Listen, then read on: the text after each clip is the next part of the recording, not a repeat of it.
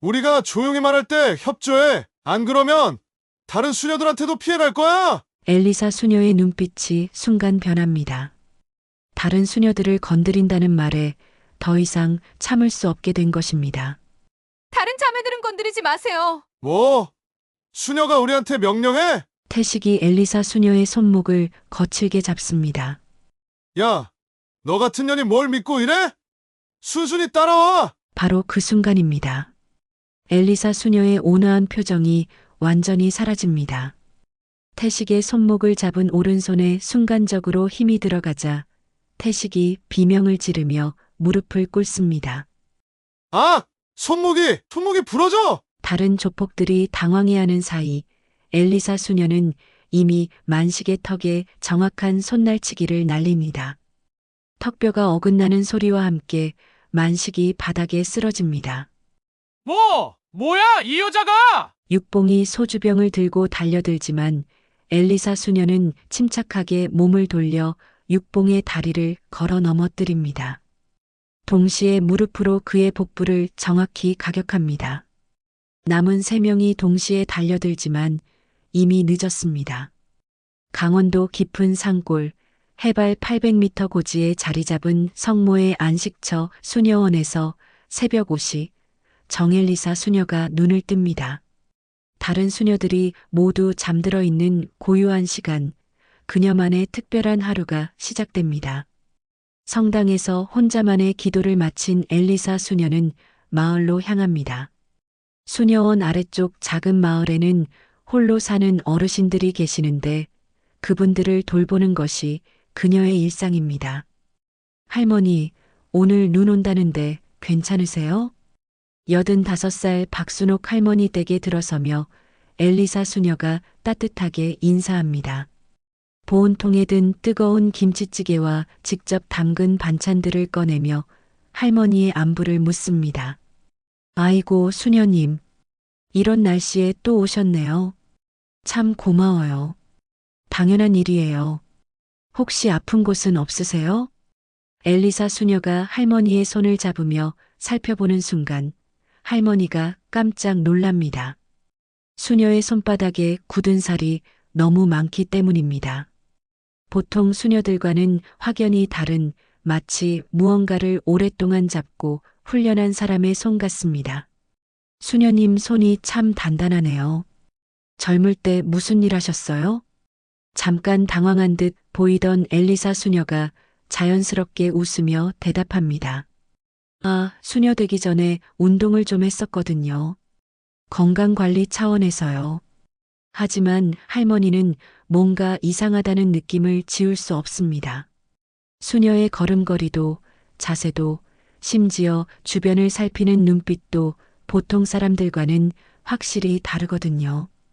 오후에 텃밭 일을 하던 엘리사 수녀에게 마리아 수녀가 다가옵니다.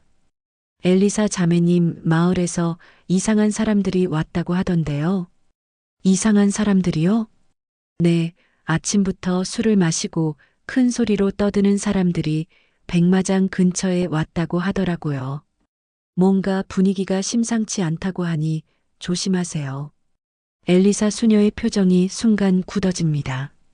10년 동안 이 조용한 곳에서 평화롭게 살아왔는데 갑자기 불안한 기운이 감도는 것이 예사롭지 않습니다. 저녁 기도 시간, 다른 수녀들과 함께 찬송을 부르던 엘리사 수녀의 귀에 멀리서 들려오는 고함 소리가 들립니다. 평상시라면 이런 소음에 전혀 신경 쓰지 않았을 텐데 오늘은 왠지 모르게 온몸의 감각이 예민해집니다.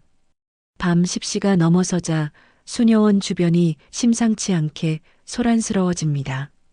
차량 소음과 함께 남자들의 거친 웃음소리가 바람을 타고 날아옵니다. 야, 이 동네에 수녀원이 있다면서? 한번 구경이나 가볼까? 수녀들도 여자잖아. 술김에 한번 놀아볼까? 멀리서 들려오는 대화 내용에 엘리사 수녀의 눈빛이 차갑게 변합니다. 다른 수녀들은 이미 잠자리에 들었지만 그녀만은 잠들 수가 없습니다. 창문 너머로 바깥을 내다보니 정말로 수상한 남자들 6명이 수녀원 담장 근처를 어슬렁거리고 있습니다. 모두 술에 취한 상태로 보이며 손에는 소주병을 들고 있습니다. 엘리사 수녀는 조용히 방에서 나와 복도 끝 창문으로 이동합니다.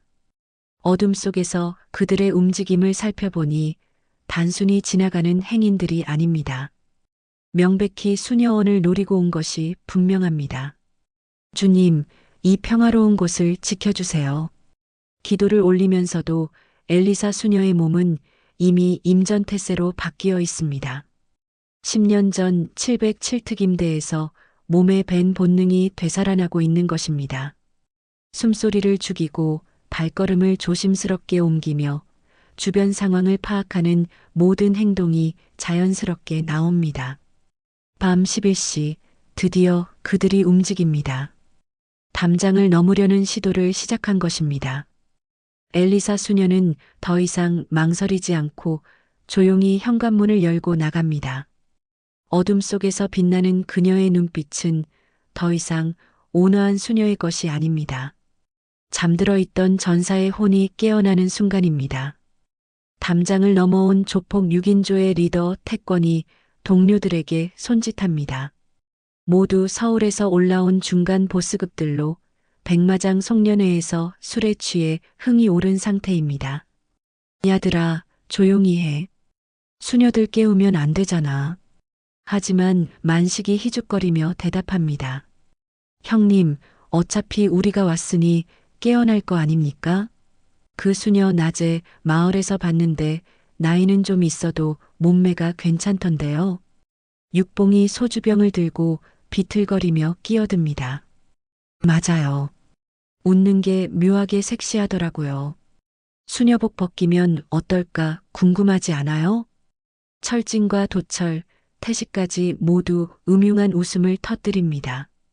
이들은 평소에도 여성들을 함부로 대하는 것으로 악명 높은 조직원들입니다. 엘리사 수녀는 어둠 속에서 그들의 대화를 모두 듣고 있습니다. 분노가 치밀어 오르지만 일단 참고 상황을 지켜봅니다. 혹시 그냥 지나갈 수도 있고 다른 방법으로 해결할 수 있을지도 모르니까요. 하지만 태권이 마당 한가운데로 당당히 걸어 들어오며 큰 소리로 외칩니다. 수녀님들, 나와보세요. 서울에서 온 손님들이 인사드리러 왔어요. 조용히 하라고 했잖아, 이 새끼야. 만식이 태권을 나무라지만 이미 늦었습니다. 수녀원 불빛이 하나둘 켜지기 시작합니다. 이때 엘리사 수녀가 현관에서 모습을 드러냅니다. 흰 수녀복을 입고 조용히 걸어 나오는 모습이 달빛 아래서 신비롭게 보입니다.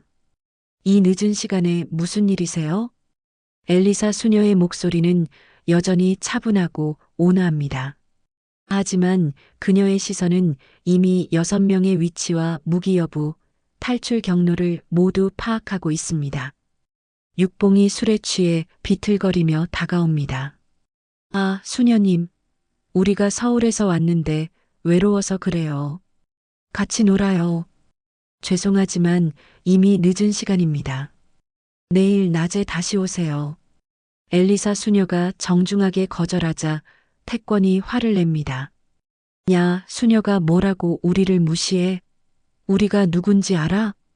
저는 하느님을 섬기는 수녀입니다. 여러분이 누구든 상관없어요. 이 말에 조폭들이 모두 웃음을 터뜨립니다. 철진이 손가락으로 엘리사 수녀를 가리키며 말합니다. 야, 이 여자 진짜 재미있네. 하느님? 여기서 하느님이 널 지켜줄 것 같아? 도철이 주먹을 불끈 쥐며 위협합니다. 우리가 조용히 말할 때 협조해. 안 그러면 다른 수녀들한테도 피해갈 거야. 엘리사 수녀의 눈빛이 순간 변합니다. 다른 수녀들을 건드린다는 말에 더 이상 참을 수 없게 된 것입니다. 다른 자매들은 건드리지 마세요. 뭐?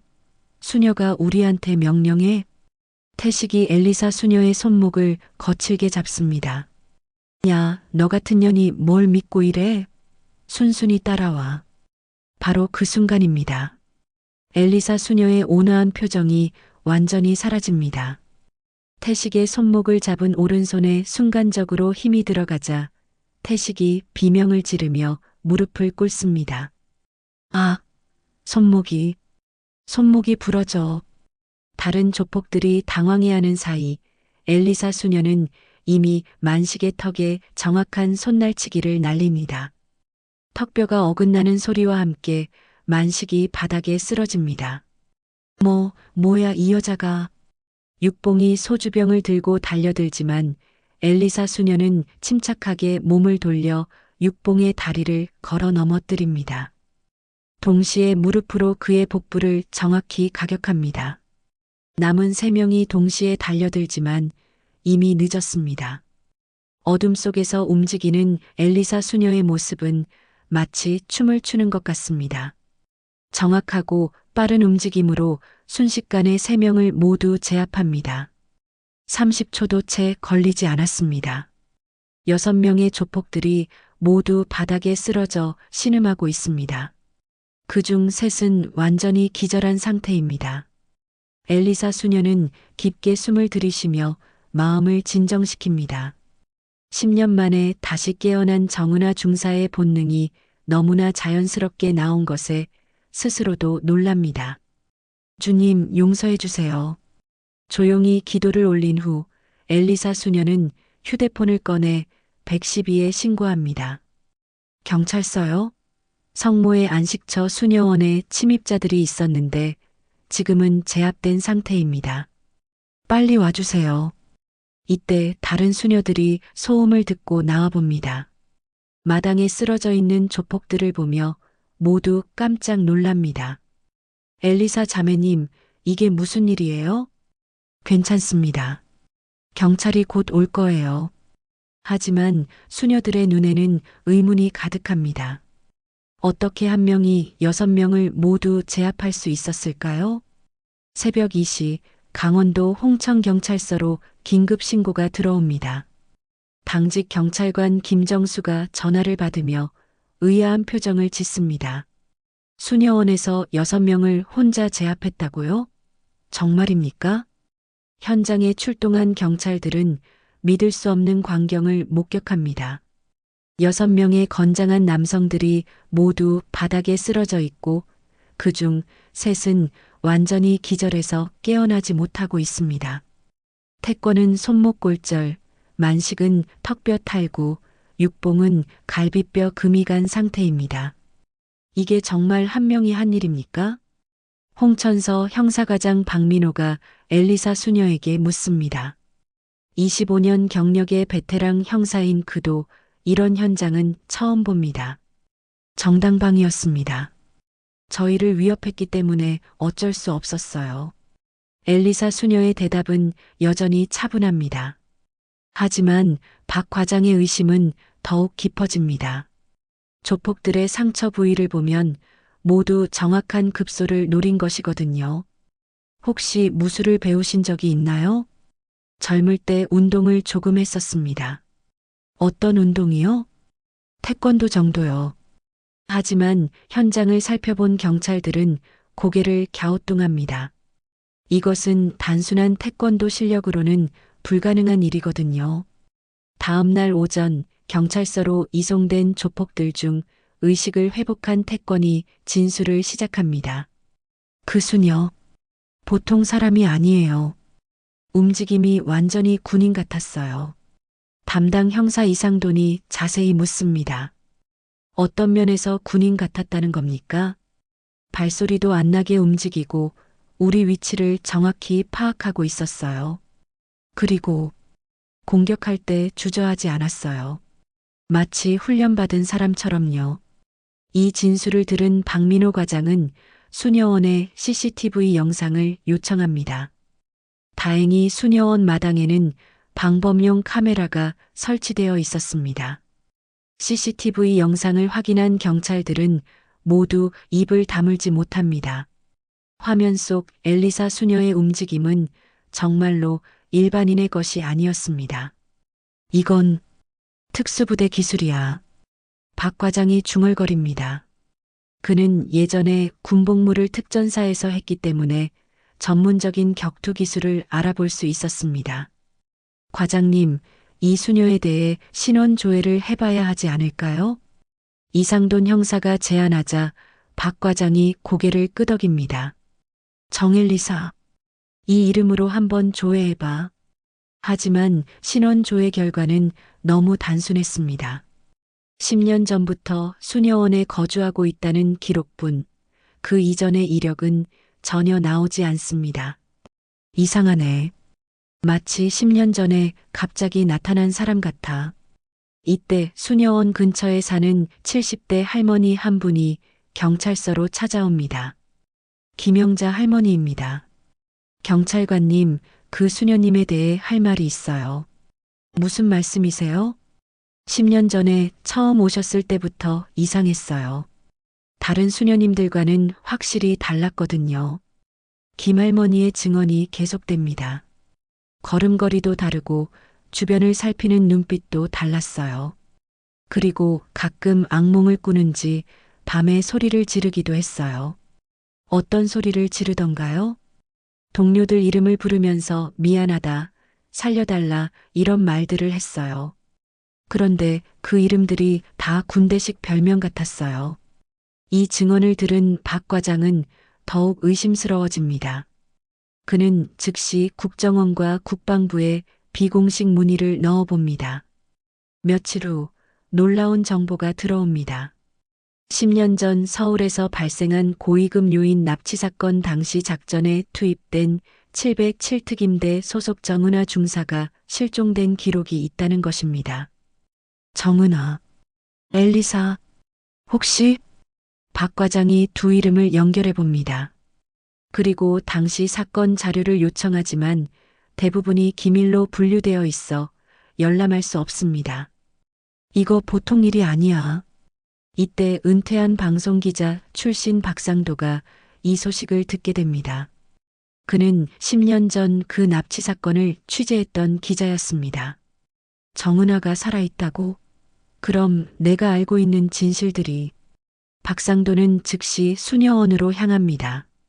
만약 정엘리사 수녀가 정말로 정은하 중사라면 10년 전 은폐된 진실을 밝혀낼 수 있을지도 모르니까요. 한편 수녀원에서는 엘리사 수녀가 깊은 고민에 빠져 있습니다. 이번 일로 인해 자신의 정체가 드러날까봐 걱정되는 것입니다. 주님, 어떻게 해야 할까요? 이 평화로운 곳을 떠나야 하는 건가요? 그녀는 창밖을 바라보며 지난 10년간의 평온했던 시간들을 떠올립니다. 정은하로서의 아픈 기억들을 묻고 엘리사 수녀로 새롭게 살아왔는데 이제 모든 것이 다시 흔들리기 시작한 것입니다. 밤이 되자 수녀원 주변에 수상한 차량들이 다시 나타납니다. 이번에는 조폭들이 아닙니다. 정체를 알 수 없는 사람들이 수녀원을 감시하고 있는 것 같습니다. 엘리사 수녀는 이 모든 상황이 단순한 우연이 아니라는 것을 직감합니다. 10년 전 그 사건과 관련된 누군가들이 움직이기 시작한 것일지도 모릅니다. 박상도는 60세에 은퇴한 탐사보도 기자입니다.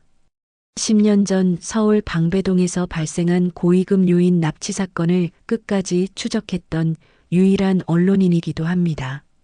당시 사건이 급작스럽게 보도 금지 처분을 받으면서 진실을 밝히지 못한 채 미해결로 남아 있었습니다.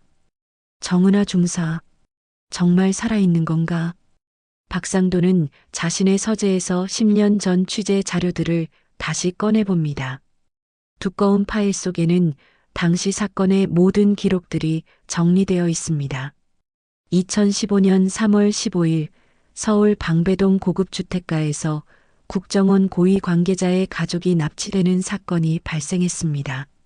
정부는 즉시 707특임대를 투입해 구출 작전을 펼쳤지만 작전 도중 폭발 사고가 일어나면서 특임대원 6명이 모두 사망한 것으로 발표되었습니다. 하지만 시체는 오구만 발견됐지. 박상도가 당시 자료를 다시 살펴보며 중얼거립니다.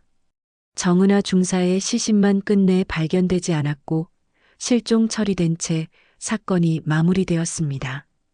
왜 하필 여성 장교 한 명만 실종됐을까? 분명 뭔가 있어. 박상도는 다음날 바로 강원도로 향합니다.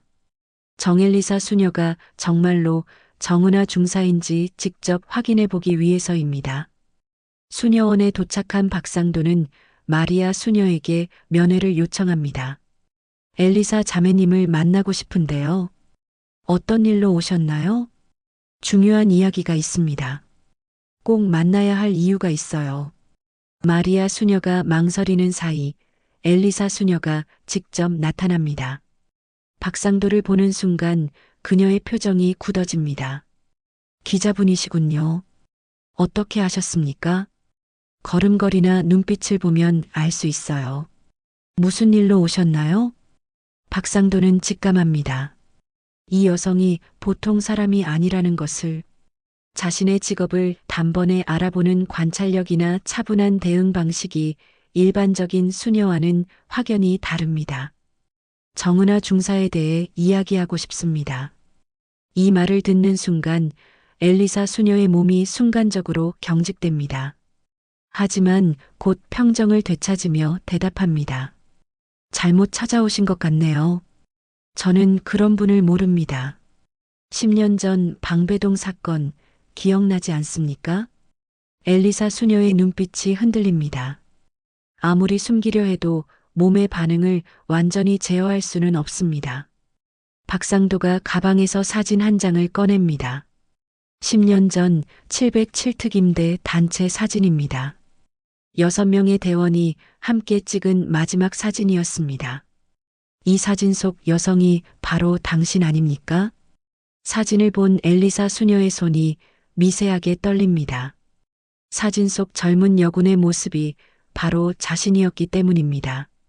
군복을 입고 당당하게 서 있던 그때의 정은하 중사 말입니다. 죄송하지만 더 이상 대화할 것이 없습니다. 엘리사 수녀가 돌아서려 하자 박상도가 다급하게 말합니다. 당신의 동료들이 왜 죽었는지 알고 싶지 않습니까?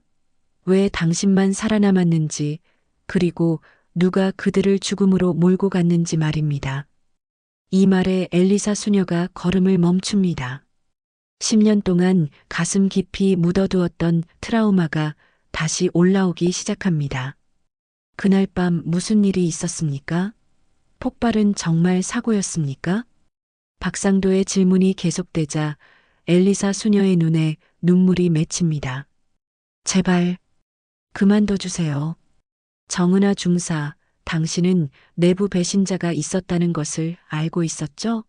작전 정보가 새어나갔고 그래서 동료들이 죽었다는 것을 말입니다. 이 말에 엘리사 수녀가 완전히 무너집니다. 10년 동안 혼자 감당해왔던 죄책감과 분노가 한꺼번에 터져 나오는 것입니다. 맞아요. 맞다고요. 누군가 우리를 팔아넘겼어요. 작전 장소와 시간을 미리 알고 있었다고요. 박상도가 조심스럽게 다가갑니다. 누가 그랬는지 알고 계십니까? 국정원 고위 간부 중 한 명이었어요. 하지만 증거가 없었어요. 그리고 저만 살아남았으니까 누가 믿어주겠어요? 그 사람이 누구입니까? 엘리사 수녀가 주저하다가 입을 엽니다. 현재 국회의원인 김태성, 당시 국정원 3차장이었던 그 사람이에요. 박상도의 눈이 번뜩입니다. 김태성은 현재 여당의 핵심 인물 중 하나로 차기 장관급 인사로 거론되는 정치인입니다. 그가 왜 작전을 방해했다고 생각하십니까? 납치된 사람이 그의 비리를 알고 있었어요. 구출되면 자신에게 불리한 증언을 할 수도 있었겠죠. 그래서 작전을 실패시키려 했다는 말입니까? 동료들은 몰랐어요. 저만 우연히 알게 된 거였죠. 작전 전날 밤 김태성이 누군가와 통화하는 것을 들었거든요. 엘리사 수녀의 증언이 계속됩니다. 10년 전 그날 밤의 진실이 서서히 드러나기 시작합니다. 저는 동료들을 구하지 못했어요. 폭발이 일어났을 때 저만 운 좋게 살아남았죠. 그 이후로 김태성이 저를 계속 찾고 있다는 것을 알았어요. 그래서 여기 숨어 사신 겁니까? 네, 10년 동안 정은아는 죽은 걸로 하고 엘리사 수녀로 살아왔어요. 박상도는 마침내 10년 전 사건의 진실을 찾아낸 것입니다. 하지만 동시에 엘리사 수녀가 얼마나 큰 위험에 처해 있는지도 깨닫게 됩니다. 박상도는 엘리사 수녀의 증언을 듣고 난 후 자신의 차로 돌아가 10년 전 취재 자료를 다시 정리합니다. 이제 퍼즐의 마지막 조각이 맞춰지기 시작했습니다. 김태성, 그놈이 진짜 배신자였구나. 박상도의 기억 속에서 당시 상황이 되살아납니다. 2015년 3월 15일 밤 납치된 인물은 대기업 회장의 아들이었습니다. 하지만 단순한 돈을 노린 납치가 아니었습니다. 그는 김태성의 거액 로비 수수 현장을 목격한 유일한 증인이었기 때문입니다. 박상도가 당시 자료를 뒤져보니 놀라운 사실이 드러납니다. 납치 사건 발생 2주 전 김태성은 해외 계좌로 거액을 송금받은 기록이 있었습니다. 그리고 그 돈의 출처는 당시 정부 발주 사업을 따내려던 건설회사였습니다. 증인을 제거하려고 납치범들과 손을 잡았구나. 더 충격적인 것은 작전 당일 김태성이 707특임대에 잘못된 정보를 제공했다는 점입니다. 납치범들의 실제 위치와 다른 장소를 알려줘서 작전을 혼란에 빠뜨린 것입니다. 박상도는 엘리사 수녀에게 돌아가 더 자세한 이야기를 듣기로 합니다. 수녀원 뒤편 조용한 언덕에서 둘의 대화가 이어집니다. 그날 밤 정확히 무슨 일이 있었는지 말씀해 주세요. 엘리사 수녀의 눈에 다시 고통스러운 표정이 스쳐갑니다. 작전은 새벽 3시에 시작됐어요. 김태성이 제공한 정보에 따르면 납치범들이 강남의 한 건물 지하에 있다고 했죠. 하지만 실제로는 그곳에 없었겠군요. 맞아요. 우리가 도착했을 때 그곳은 비어 있었어요. 그런데 갑자기 폭발물이 터졌죠. 미리 설치되어 있던 거였어요. 엘리사 수녀의 목소리가 떨립니다. 동료들은 모두 그 자리에서 저만 운 좋게 계단 쪽에 있어서 살아남았어요. 그 후에는 어떻게 됐습니까? 의식을 잃었다가 병원에서 깨어났는데 김태성이 저를 찾아왔어요. 그때 알았죠. 이 사람이 배신자라는 것을. 박상도가 숨을 죽이고 듣습니다. 김태성은 저에게 입을 다물라고 협박했어요. 만약 진실을 말하면 저도 동료들처럼 될 거라고 했죠. 그래서 죽은 척하고 도망치신 겁니까? 병원에서 탈출해서 이곳까지 왔어요. 김태성의 눈을 피해 10년 동안 숨어 살았죠. 박상도는 이제 모든 진실을 알게 됐습니다. 김태성은 자신의 비리를 덮기 위해 증인을 제거하려 했고 그 과정에서 무고한 특임대원들을 희생시킨 것입니다. 하지만 이제 위험해졌어요. 며칠 전 조폭 사건으로 제 정체가 드러날 수 있거든요. 엘리사 수녀의 말이 맞았습니다. 그날 밤부터 수녀원 주변에 수상한 차량들이 계속 나타나고 있었습니다. 다음 날 박상도는 서울의 한 카페에서 옛 동료 기자와 만납니다. 현재 정치부에서 일하는 이민호 기자입니다. 김태성에 대해 뭘 알고 있어? 왜 갑자기 김태성을? 요즘 차기 장관 후보로 거론되는 사람인데 10년 전 방배동 사건과 연관이 있을 수도 있어. 이민호의 표정이 진지해집니다. 그 사건? 그거 완전히 묻힌 사건 아냐? 건드리면 안 되는 거라고 들었는데. 그래서 더 의심스러운 거야. 김태성이 그때 국정원 3차장이었거든. 이민호가 주변을 살피며 작은 목소리로 말합니다. 사실 김태성 주변에는 항상 이상한 소문들이 있었어. 돈 문제라든지 검은 인맥이라든지. 구체적으로 어떤 소문? 대기업들과 유착 관계가 깊다는 이야기가 많아. 특히 건설업계와 말이야.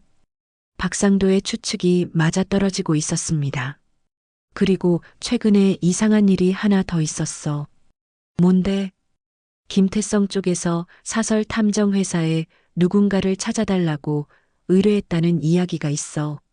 10년 전에 실종된 여자를 찾는다는 거야. 박상도의 등에 차가운 땀이 흐릅니다.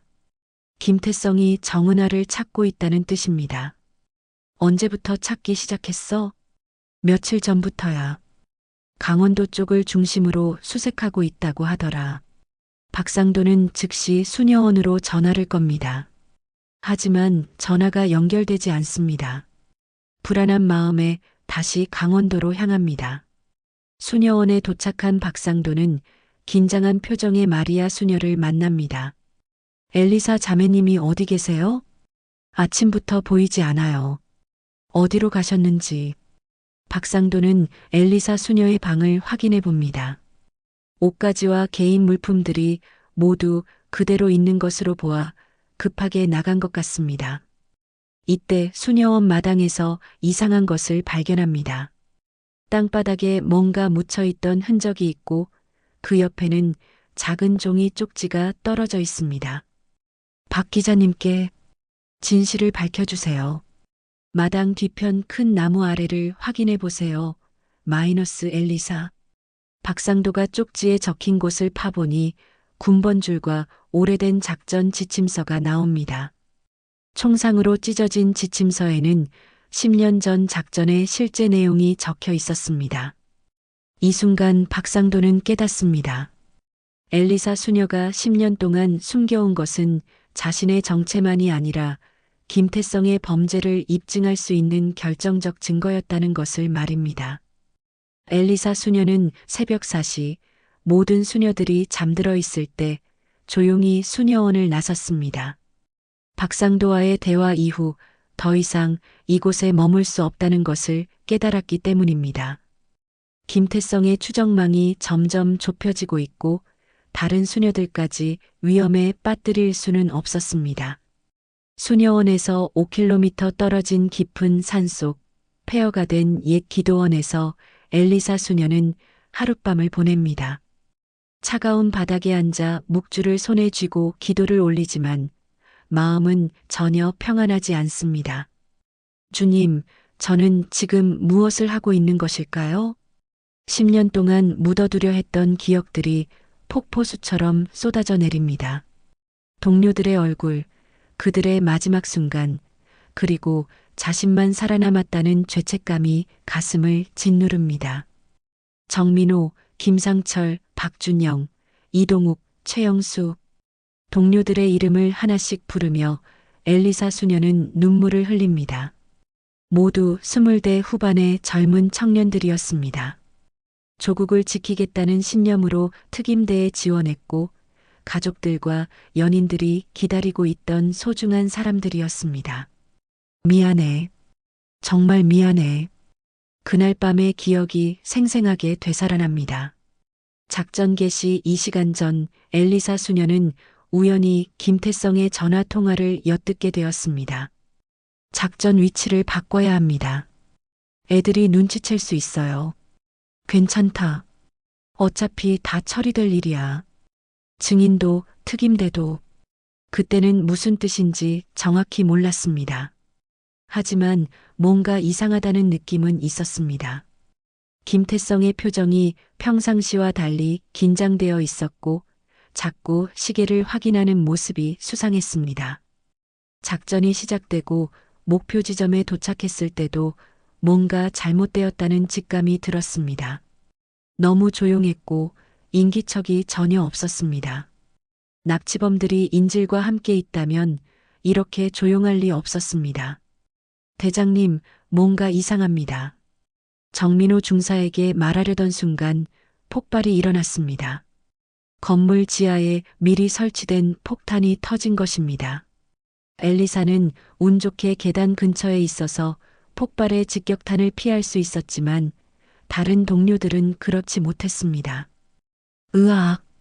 의식을 잃기 직전 들었던 동료들의 비명소리가 지금도 귓가에 맴돕니다. 그 소리는 10년이 지난 지금도 엘리사 수녀를 괴롭히는 악몽이 되었습니다. 병원에서 깨어났을 때 김태성이 찾아왔습니다. 겉으로는 걱정하는 척했지만 그의 눈빛은 차갑기만 했습니다. 정중사, 그날 밤 일은 아무에게도 말하면 안 된다. 국가 기밀이야. 하지만 왜 폭탄이 미리 설치되어 있었습니까? 누군가 정보를 흘린 게 아닙니까? 김태성의 표정이 순간 굳어졌습니다. 그런 말하는 게 아니야. 동료들이 죽은 것도 모자라서 국가까지 배신하려고? 저는 그냥 진실을 알고 싶을 뿐입니다. 진실? 진실은 내가 살아남았다는 거야. 그것만으로도 감사해야 해. 그 후 김태성은 노골적으로 협박하기 시작했습니다. 만약 이상한 말을 퍼뜨리면 너도 동료들처럼 될 거야. 사고사로 말이지. 엘리사는 그 순간 깨달았습니다. 이 사람이 동료들을 죽음으로 몰고 간 진짜 범인이라는 것을. 하지만 증거도 없고 혼자서는 어떻게 할 수도 없었습니다. 병원에서 탈출한 후 엘리사는 강원도 깊은 산골까지 도망쳤습니다. 그리고 성모의 안식처 수녀원에서 새로운 삶을 시작했습니다. 정은아는 죽고 엘리사 수녀가 태어난 것입니다. 하지만 정말 이것이 옳은 일이었을까요?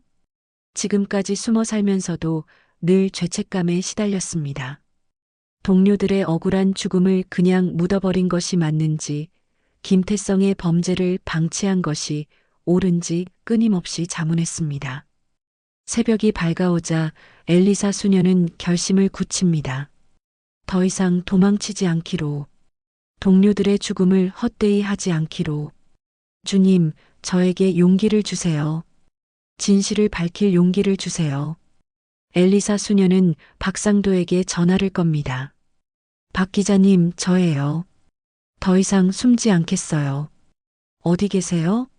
지금 당장 안전한 곳으로 가셔야 해요. 아니에요. 이제 끝낼 때가 됐어요. 동료들을 위해서라도. 하지만 너무 위험해요. 김태성의 사람들이 이미 수녀원 주변을 포위했을 수도 있어요. 그럼 더욱 빨리 진실을 밝혀야죠. 제가 가진 증거들을 공개할 거예요. 엘리사 수녀는 10년 동안 조심스럽게 모아온 자료들이 있었습니다. 김태성의 범죄를 입증할 수 있는 결정적 증거들이었습니다. 당시 작전 지침서의 원본, 김태성의 통화 내용을 녹음한 파일, 그리고 동료들의 마지막 메시지가 담긴 휴대폰까지. 하지만 그 전에 한 가지 더 확인해야 할 것이 있어요. 뭔가요? 김태성이 정말로 저를 제거하려고 하는지 확인해 보고 싶어요. 만약 그렇다면 그 자체가 자신의 범죄를 인정하는 거니까요. 박상도는 엘리사 수녀의 계획이 너무 위험하다고 생각했지만 그녀의 결의를 꺾을 수는 없었습니다. 오후가 되자 수녀원 주변에 정말로 수상한 차량들이 나타났습니다. 이번에는 조폭들이 아니라 정장을 입은 전문가들 같아 보였습니다. 아마도 김태성이 고용한 사설 요원들일 것입니다.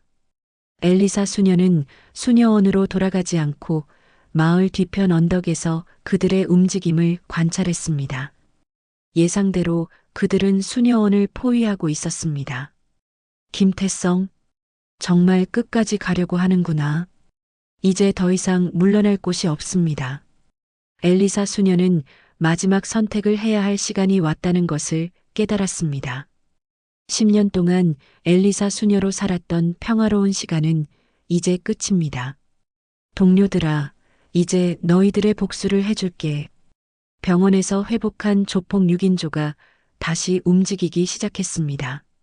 하지만 이번에는 단순한 복수가 아니었습니다. 태권이 퇴원하자마자 받은 전화 한 통이 모든 것을 바꿔놓았습니다. 태권아, 나 김태성이야. 전화를 받은 태권의 얼굴이 순간 굳어졌습니다. 김태성 국회의원은 자신들 조직의 실질적인 후원자였습니다. 정치권과 연결된 각종 이권 사업들을 조폭들에게 하청을 주는 관계였죠. 의원님, 안녕하세요. 그 수녀 일 어떻게 된 거야? 내가 분명히 조용히 처리하라고 했는데. 태권은 당황했습니다. 김태성이 왜 그 수녀에게 관심을 갖는지 전혀 몰랐기 때문입니다. 죄송합니다. 그 여자가 보통이 아니었어요. 특수부대 출신 같더라고요. 그래서 그게 변명이 돼? 김태성의 목소리가 차갑게 변했습니다. 다시 한번 기회를 줄 테니까 이번에는 확실히 처리해. 그 여자는 절대 살려둘 수 없어. 하지만 이미 경찰이 수사하고 있는데 그런 건 내가 알아서 할 테니까 너는 내 일만 해. 못하겠으면 다른 조직한테 맡기겠어. 이 말에 태권이 다급해졌습니다. 김태성과의 관계가 끊어지면 자신들 조직은 큰 타격을 받을 것이기 때문입니다. 알겠습니다. 확실히 처리하겠습니다. 전화를 끊은 태권은 즉시 동료들을 불러 모았습니다. 만식은 아직 턱에 깁스를 하고 있었고 육봉은 갈비뼈 때문에 몸을 제대로 움직이지 못했습니다. 형님, 그 수녀 때문에 우리가 이 모양인데 또 가야 합니까? 만식이 불만을 토로했지만 태권은 단호했습니다. 김태성 의원님 명령이야. 이번에는 제대로 준비해서 가는 거다. 이번에는 칼과 몽둥이로 무장했습니다. 그리고 태권은 조직의 다른 행동대원 2명을 더 불러왔습니다. 총 8명으로 불어난 규모였습니다. 이번에는 대화 같은 거 없다. 보이는 대로 처리하는 거야. 한편 엘리사 수녀는 마을 뒤편 언덕에서 수녀원을 감시하고 있는 김태성의 사람들을 관찰하고 있었습니다. 정장을 입은 전문가들이 수녀원 주변을 포위하고 있는 것을 확인한 후 그녀는 결심을 굳혔습니다. 이제 정말 끝장을 내야겠어. 엘리사 수녀는 박상도에게 다시 전화를 걸었습니다. 박 기자님, 오늘 밤 모든 것이 끝날 것 같아요. 무슨 말씀이세요? 혹시 무리한 일을 하려는 건 아니죠? 김태성의 사람들이 왔어요. 그리고 조폭들도 다시 올 거예요. 이번에는 정말 죽일 작정인 것 같아요. 박상도가 다급해했습니다. 지금 당장 경찰에 신고하세요. 그래봤자 소용없어요. 김태성의 영향력이 얼마나 큰지 모르시나요? 경찰도 믿을 수 없어요. 그럼 어떻게 하시려고요? 제가 직접 나서겠어요. 더 이상 숨어 있을 수는 없어요. 엘리사 수녀는 10년 동안 몸에 지니고 다니던 낡은 군번줄을 꺼내 목에 걸었습니다. 그리고 수녀복 안쪽에 숨겨둔 작은 단도를 허리에 찼습니다. 마지막으로 동료들의 사진이 든 지갑을 가슴에 품었습니다. 정민호, 김상철, 박준영, 이동욱, 최영수. 이제 너희들을 위해 싸우겠어. 저녁 8시 조폭들이 다시 수녀원에 나타났습니다. 이번에는 담장을 넘지 않고 정문으로 당당히 들어왔습니다. 태권을 비롯해 8명의 조폭들이 모두 흉기로 무장한 상태였습니다. 수녀들 다 나와. 태권이 큰 소리로 외쳤습니다. 수녀원 안이 소란스러워지기 시작했습니다. 마리아 수녀가 떨리는 목소리로 대답했습니다. 저희가 무슨 잘못을 했나요? 잘못? 우리를 개 패듯이 팬 그 수녀 어디 있어? 엘리사 자매님은 여기 안 계세요. 거짓말하지 마. 분명히 숨어 있을 거야. 조폭들이 수녀원 안으로 들어가려 하는 순간 뒤에서 차가운 목소리가 들렸습니다. 여기 있어요. 엘리사 수녀가 어둠 속에서 모습을 드러냈습니다. 하지만 이번에는 온화한 수녀의 모습이 아니었습니다. 군번줄을 목에 걸고 눈빛도 완전히 달라져 있었습니다. 정은아 중사, 복귀합니다. 이 말을 들은 태권이 당황했습니다. 뭐, 정은아? 너 군인이었어? 707특임대 정은아 중사였습니다. 그리고 이제 당신들을 상대할 준비가 됐어요. 엘리사 수녀는 천천히 묵줄을 풀어 바닥에 놓았습니다. 그리고 수녀복의 소매를 걷어 올렸습니다. 10년 동안 숨겨왔던 전사의 모습이 서서히 드러나기 시작했습니다. 이번에는 동료들을 지키지 못한 것처럼 실수하지 않겠어요. 조폭들이 동시에 달려들었지만 이번 엘리사 수녀는 달랐습니다. 10년 전 정은아 중사의 실력에 10년간의 분노와 죄책감이 더해진 상태였습니다. 첫 번째 공격자의 칼을 손목으로 막아내면서 동시에 무릎으로 복부를 가격했습니다. 두 번째 공격자는 목을 잡아 넘어뜨리고 세 번째는 팔을 비틀어 무력화시켰습니다. 이 여자 정말 미쳤어. 태권이 소리쳤지만 이미 늦었습니다. 엘리사 수녀의 움직임은 기계처럼 정확하고 빨랐습니다. 10년 동안 억눌러왔던 모든 감정이 폭발하고 있었습니다. 남은 5명이 포위하며 동시에 공격했지만 엘리사 수녀는 침착하게 대응했습니다. 어둠을 이용해 그들의 시야를 차단하고 하나씩 제거해 나갔습니다. 마지막에 남은 태권이 절망적인 표정으로 말했습니다. 내가 누군지는 모르겠지만 김태성 의원님을 적으로 돌린 거야. 엘리사 수녀의 눈빛이 차갑게 빛났습니다. 김태성? 바로 그 사람을 만나러 갈 참이었어요. 뭐? 그 사람이 제 동료들을 죽인 진짜 범인이거든요. 태권이 완전히 당황했습니다. 자신들이 김태성의 명령으로 죽이려 했던 여자가 김태성의 과거 범죄와 연관되어 있다는 것을 깨달았기 때문입니다. 이제 끝이에요. 더 이상 무고한 사람들을 괴롭히지 마세요. 엘리사 수녀가 마지막 한마디를 남기고 조폭들을 모두 제압했습니다. 이번에는 완전히 무력화시켜서 다시는 일어날 수 없게 만들었습니다.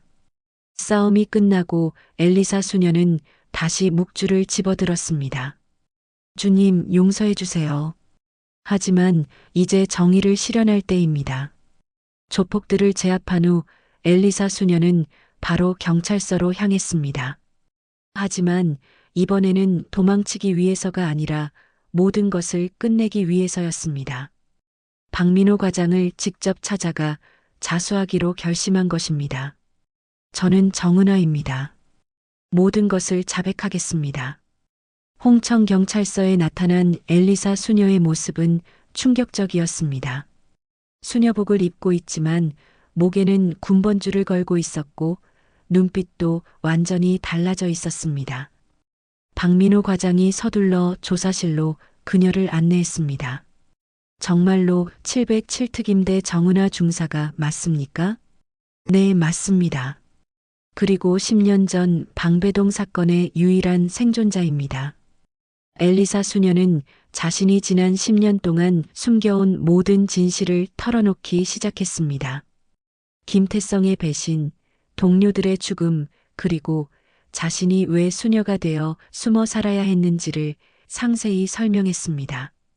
김태성 국회의원이 내부 정보를 흘려서 동료들이 죽었다는 말입니까?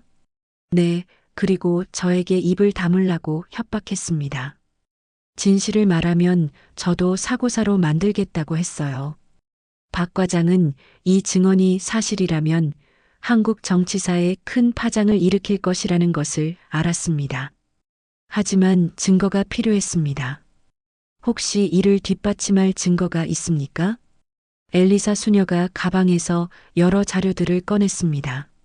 10년 전 작전 지침서의 원본, 김태성의 통화 내용을 녹음한 파일, 그리고 동료들의 마지막 메시지가 담긴 휴대폰까지 모든 것이 보존되어 있었습니다. 이걸 10년 동안 보관하고 계셨군요. 언젠가는 진실을 밝혀야 한다고 생각했거든요. 동료들을 위해서라도요. 이때 박상도 기자가 경찰서에 도착했습니다. 엘리사 수녀가 미리 연락을 해서 부른 것이었습니다. 모든 것을 공개하겠습니다. 더 이상 숨길 이유가 없어요. 박상도는 지난 며칠간 수집한 자료들과 엘리사 수녀의 증언을 종합해서 특종 기사를 준비했습니다. 하지만 김태성의 반격도 만만치 않을 것이라는 것을 알고 있었습니다. 다음 날 아침 박상도의 기사가 인터넷에 공개되었습니다. 10년 전 특임대 전멸 사건에 숨겨진 진실, 국회의원 김태성의 배신이라는 제목의 기사는 순식간에 포털 사이트 1위에 올랐습니다. 기사가 나간 지 1시간도 안 되어 김태성의 사무실에서 박상도에게 전화가 왔습니다. 기사 당장 내려. 명예훼손으로 고소할 거야. 고소하세요. 저는 사실만 보도했으니까요. 그 여자 말을 믿는 거야? 정신병자의 헛소리를. 정신병자라고요? 그럼 수녀원에서 조폭들을 제압한 것도 헛것이었나요? 김태성이 말문이 막혔습니다. 자신이 조폭들을 보낸 것을 박상도가 알고 있다는 뜻이었기 때문입니다. 오후가 되자 국정감사가 열리고 있던 국회에도 소식이 전해졌습니다. 야당 의원들이 즉시 김태성에 대한 긴급 질의를 요구했습니다. 김태성 의원은 10년 전 특임대 전멸 사건에 대해 해명하시기 바랍니다. 김태성이 답변석에 섰지만 당황한 기색을 감출 수 없었습니다. 그것은 근거 없는 억측입니다. 저는 당시 국정원 3차장으로서 최선을 다했습니다. 그럼 정은하 중사의 증언이 거짓이라는 말입니까? 그 여성은 정신적 충격으로 인한 착각을 하고 있는 것 같습니다. 하지만 야당 의원이 김태성의 해외 계좌 내역을 공개하자 상황이 급변했습니다. 2015년 3월, 즉 사건 발생 2주 전에 수십억 원이 입금된 기록이 있습니다. 이에 대해 설명해 주세요. 김태성의 얼굴이 창백해졌습니다. 그 돈은 납치 사건과 관련된 로비 자금이었기 때문입니다. 그것은 정당한 정치 후원금입니다. 후원금을 해외 계좌로 받으신 겁니까? 김태성이 제대로 답변하지 못하는 사이 검찰이 움직이기 시작했습니다. 엘리사 수녀가 제공한 증거들을 토대로 수사에 착수한 것입니다. 일주일 후 김태성은 국정원법 위반, 직무유기, 살인방조 혐의로 구속되었습니다. 10년 만에 진실이 밝혀진 것입니다. 법정에서 엘리사 수녀는 증인으로 출석했습니다. 이번에는 수녀복이 아닌 정장을 입고 나타났습니다. 피고인 김태성이 작전 정보를 의도적으로 조작해서 특임대원들을 죽음으로 몰고 갔습니다. 확실합니까? 네, 제가 직접 들었고 녹음도 했습니다. 김태성이 법정에서 마지막으로 한 말은 이것이었습니다. 나는 국가를 위해 일했을 뿐이다. 하지만 판사는 무기징역을 선고했습니다. 특임대원 5명의 죽음에 대한 책임과 국가기밀을 이용한 범죄 행위를 엄중하게 처벌한 것입니다. 재판이 끝난 후 엘리사 수녀는 동료들의 묘소를 찾았습니다. 국립현충원에 나란히 잠들어 있는 5명의 무덤 앞에서 그녀는 무릎을 꿇고 울었습니다. 정민호, 김상철, 박준영, 이동욱, 최영수.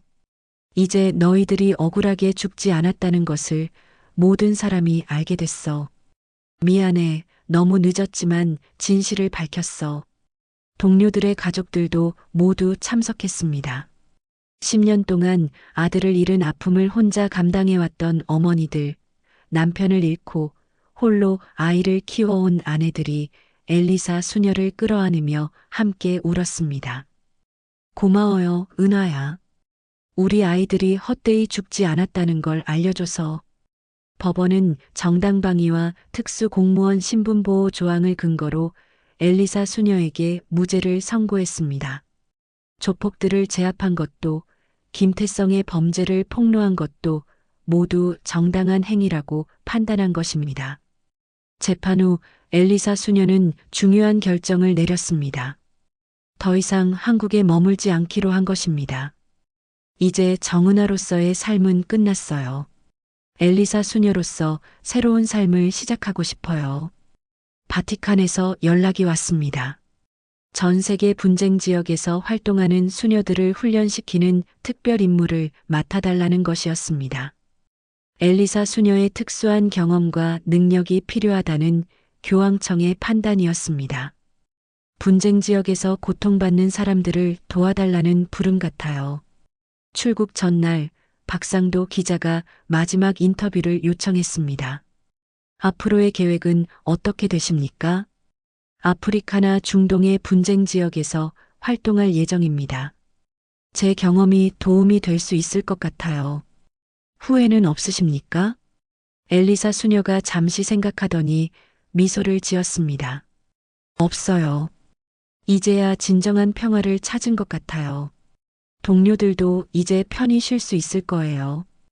공항에서 박상도는 마지막 기사를 썼습니다. 정은아. 그녀는 대한민국이 버린 천사였다. 하지만 결국 세상의 정의를 되찾아준 마지막 수녀였다. 그녀는 이제 더 넓은 세상에서 하느님의 뜻을 실천하러 떠난다. 한국을 떠나는 그녀의 뒷모습에서 진정한 용서와 구원의 의미를 본다. 비행기가 이륙하면서 엘리사 수녀는 창밖으로 한국 땅을 내려다봤습니다. 주님, 이제 정말로 새로운 삶을 시작하겠습니다. 아멘. 그녀의 손에는 동료들의 사진과 함께 새로운 사명서가 들려 있었습니다. 정은아는 끝났지만 엘리사 수녀의 진짜 여행은 이제 시작이었습니다. 강원도 성모의 안식처 수녀원에는 그녀가 남긴 작은 명판이 세워져 있습니다. 정의는 늦어도 반드시 온다. 엘리사 수녀.